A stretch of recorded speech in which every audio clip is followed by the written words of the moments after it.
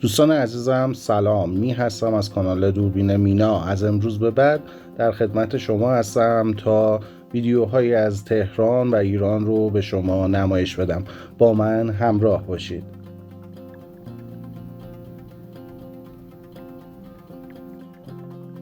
امروز به خیابان سئول اومدیم. خیابان سئول در شمال شهر تهران هستش و از اتوبان یادگار امام نزدیک اوین شروع میشه و در میدان شیخ بهایی به انتها میرسه. دوستان عزیزم لطفاً کانال رو سابسکرایب بکنید و دکمه زنگوله رو بزنید تا اولین نفری باشید که ویدیوهای جدید ما رو میبینید. همینطور با لایک کردن ویدیو شما باعث میشه که مخاطبان بیشتری ویدیوهای ما رو ببینن و در نتیجه این انرژی باعث میشه که ما ویدیوهای بهتر و بهتر برای شما بسازیم. ممنونم از لطف و محبتشون.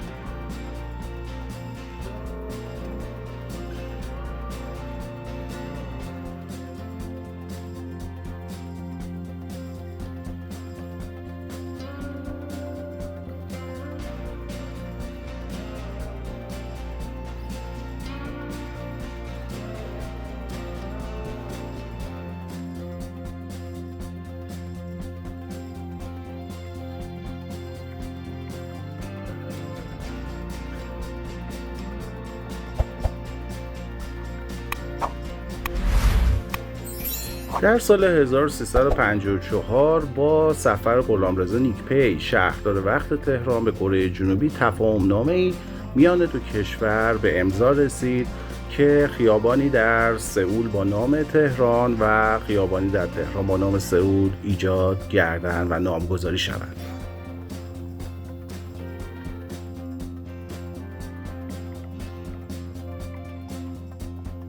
نکته جالب این است که خیابان تهران تنها نام خارجی در میان خیابان‌های شهر سئول است که با گذشت بیش از 3 دهه این خیابان اصلی‌ترین، زیباترین و گرانبهاترین خیابان سئول تبدیل شده است.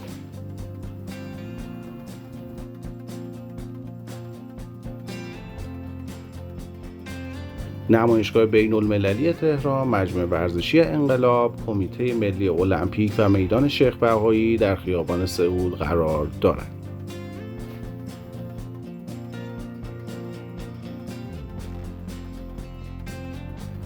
امیدوارم از دیدن ویدیو لذت برده باشید. لطفا مثل همیشه با لایک و کامنت های خودتون از ما حمایت کنید و به ما انرژی مثبت بدید. اگر اولین بار هست که ویدیوهای ما رو تماشا میکنید لطفا کانال رو سابسکرایب کنید و دکمه اعلان رو حتما فشار دهید. ممنون. به امید دیدار مجدد منتظر ویدیوهای جدید ما باشید.